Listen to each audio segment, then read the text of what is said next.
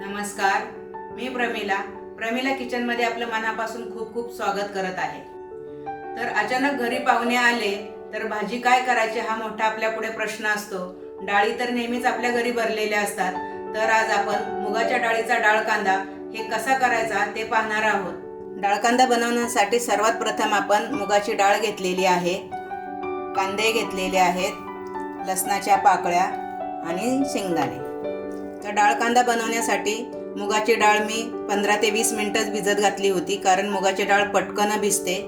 शेंगदाणे असे खरपूस भाजून घेतले, कांदा बारीक चिरून घेतला, लसूणही बारीक चिरून घेतला। लसूण हा तुमच्यासाठी ऑप्शन आहे, पण टाकला तर खूप छान लागतो म्हणून मी घेतलेला आहे। आता मी कढईमध्ये तेल टाकून भाजी टाकणार आहे। तर मी कढई गॅसवर गरम करायला ठेवली होती, 2 पळ्या तेल घातलेलं आहे। तेल गरम झालं की थोडीशी राई घाला। आपली राई तडतडली की थोडंसं जिरं घाला, हिंग घाला, अर्धा चमचा हळद घाला,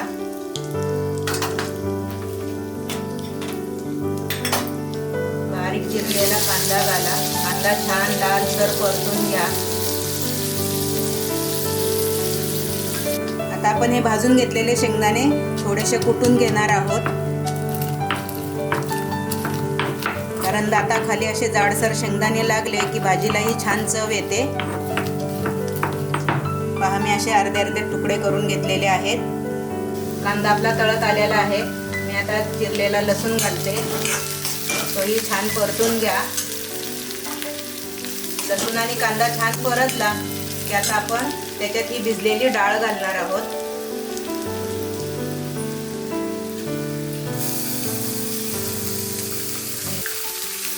खूप झटपट भाजी होते, खायला पण खूप छान लागते।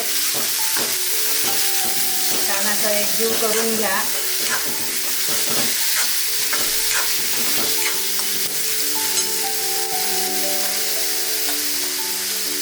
मी तर आता एक चमचा लाल तिखट घालत आहे। तुम्हाला तिखट आवडत असेल तर तुम्ही जास्त घातलं तरीही चालेल। थोडीशी धने जिऱ्याची पावडर घाला, चवीनुसार मीठ घाला। हे सगळं साहित्य छान ढवळून घ्या।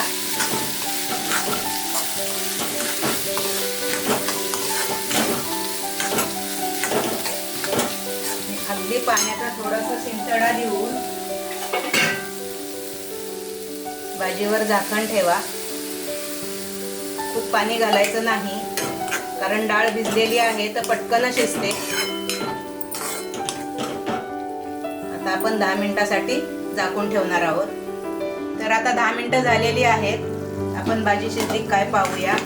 फार छान रंग पण आलाय आणि आपली डाळही छान शिजलेली आहे। आता आपण बारीक कुटलेले शेंगदाणे ते घालणार आहोत। शेंगदाणे घातल्यानंतरही 5 मिनिटं आपण वाफेवरच भाजी ठेवणार आहोत। असं छान मिक्स करून घ्या। 5 मिनिटांसाठी पुन्हा झाकण ठेवा। आता शेंगदाण्याचा कूट घालूनही 5 मिनिटं झालेली आहेत। आता आपली भाजी खाण्यासाठी तयार आहे।